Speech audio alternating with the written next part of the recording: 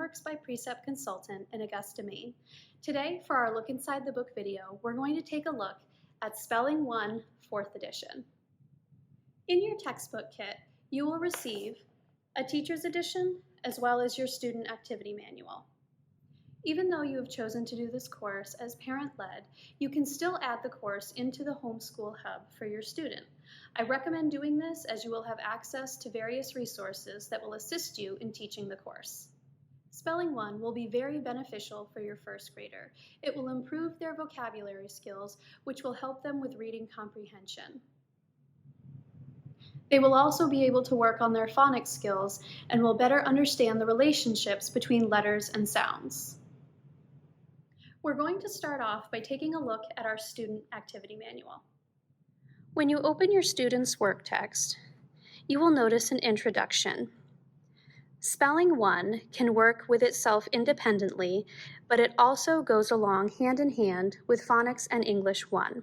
Take note, if you are using it with that program, it is designed to begin in week 4 or 5. The reason for this is to give your students some time to learn some new word families so they will have something to practice in spelling. Next, we have a table of contents. Your student will have 30 spelling lists, as well as a spelling dictionary and an index. Here we have some great tips for your student in learning how to practice their spelling words. Look at the word and say it aloud. Listen to each sound as you close your eyes and say the word again.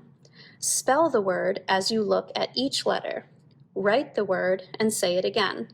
Close your eyes and think of how the word is spelled. Write the word again and check your spelling. Let's take a look at Lesson 1. Each list of words will have 2 worksheet pages to go along with it for the week.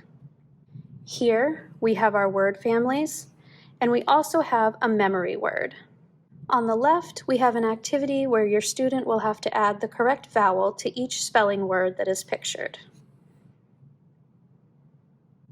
And at the bottom, we have a sentence to complete with our memory word.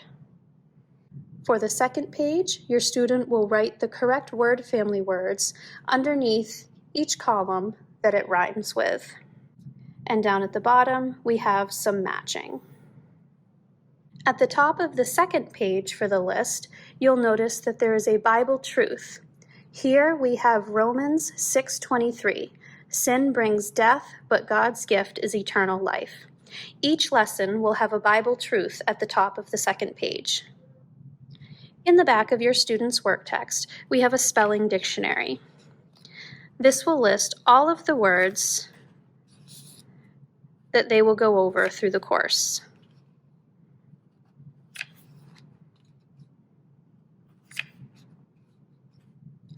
The last thing that we have is an index, which will list all of the different skills that your student will cover. And now we'll take a look at our Teacher's Edition. In your Teacher's Edition, you have a table of contents with an introduction for you, the teacher, as well as the lessons.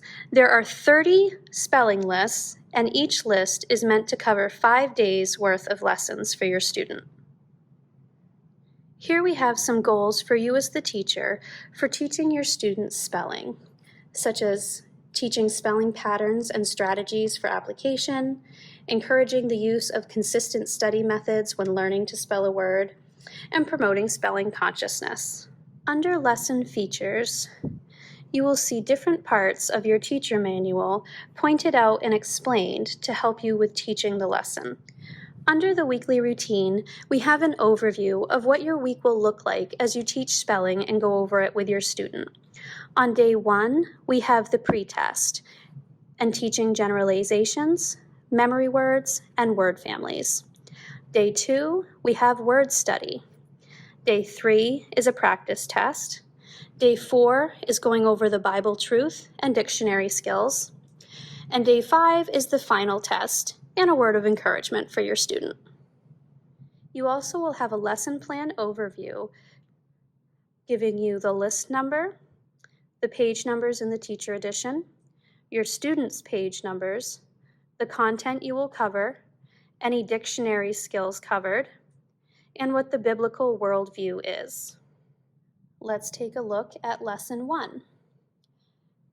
We have our list number at the top, along with the work text pages for your student, short vowels they will be covering, and the generalization for the list.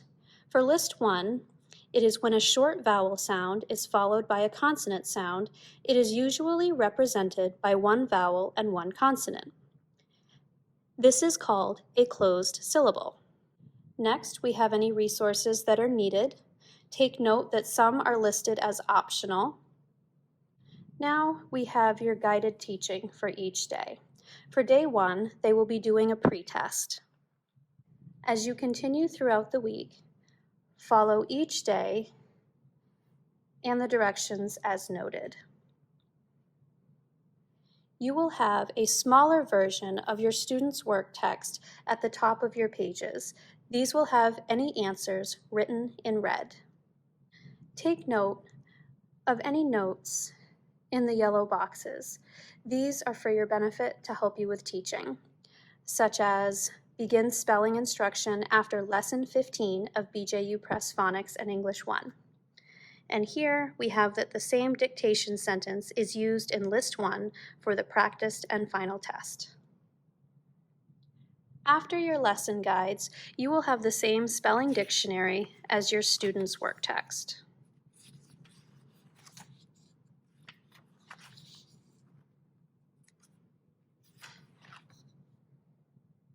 You will also have an appendix with various resources for you, such as Bible Action Truths, a glossary, a letter to parents, and different test forms.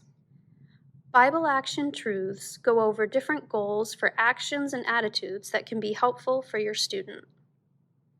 You also have a scope and sequence, which will go over different phonics skills and what lesson they are taught in grade 1 and grade 2. Here we have the long E sound, spelled as EA, is covered in lesson 16 of grade 1. It is also covered in lessons 8 through 9 and lesson 12 in grade 2. Sometimes as the teacher, we might need a reminder on what certain words mean. Check out your glossary for a definition of terms.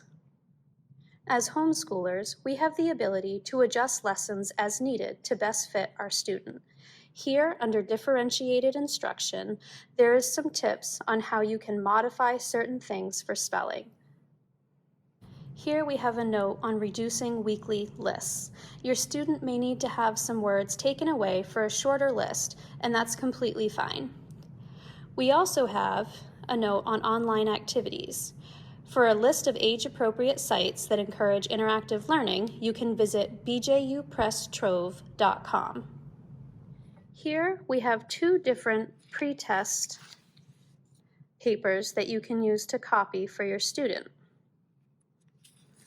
We have the practice test and a final test page. You can copy these for each list as you need them. Next, we have an alphabetical list of the spelling words and the page numbers you will find them on. Next, we have a page for each list of the word families that your student will be studying. The word is listed, as well as a space for your student to practice their handwriting.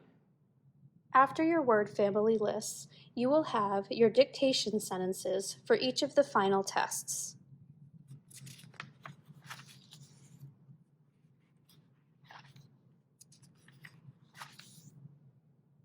If you're looking for some different activities and games for your student to get hands-on with spelling, you can check out the Activities and Games page.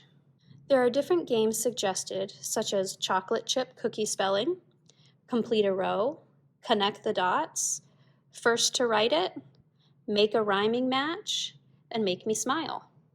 These different activities can help to reinforce the spelling list for each week. Next, we have some fun writing prompts to get your student thinking. We have I like to draw pictures for, or God created bees too. My favorite season is, and I like it because. I can help mom by doing these 3 things. There are also some journaling pages, such as writing about a friend that is fun to play with or work with. And lastly, we have an index that will go over the different skills they will be learning. Well, thank you for joining me. That's it for Spelling 1. Happy learning!